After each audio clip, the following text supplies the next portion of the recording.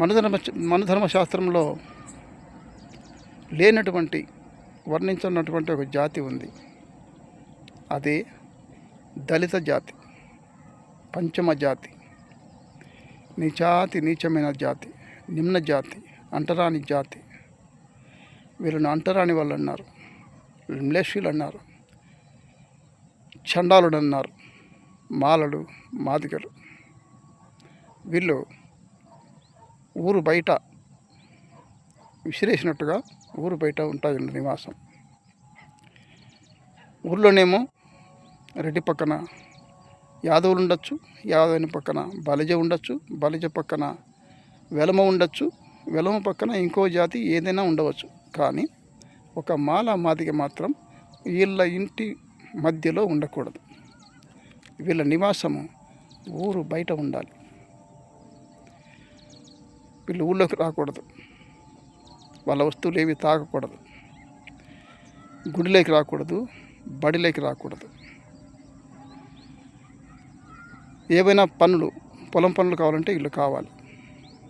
ఏదైనా ఊర్లో గుడ్డు చచ్చిపోతే దళితుడు వచ్చి దాన్ని తీసుకెళ్ళి దాని చర్మం వలిసి దాని మాంసం వాడు తిని ఆ చర్మంతో వీళ్ళకి చెప్పులు కుట్టించాలి. ఎద్దులకు గంటలు, చలకోలలు,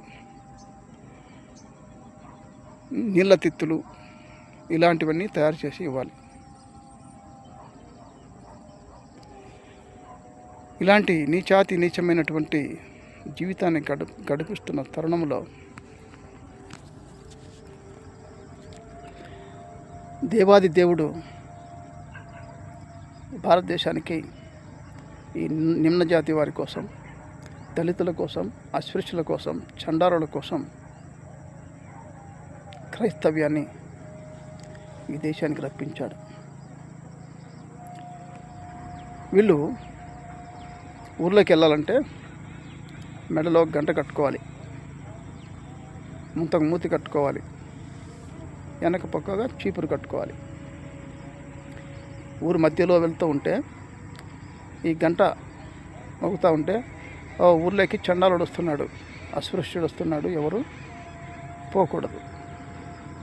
ఒకవేళ వీడికి ఉమ్మి వచ్చిందంటే ఆ వీధిలో ముయ్యకూడదు. ఆ ఉమ్మి ఆ మూతికుండే ముంతలో వేసుకోవాలి. ఈయన పాదాల యొక్క అడుగులు ఆ వీధిలో పడకూడదు. ఆ చీపురుతో చూసుకుంటూ పోవాలి. అది నాటి సమాజము దళితులకు ఇస్తున్నటువంటి గౌరవం. నీచమైన జాతి, నీచమైన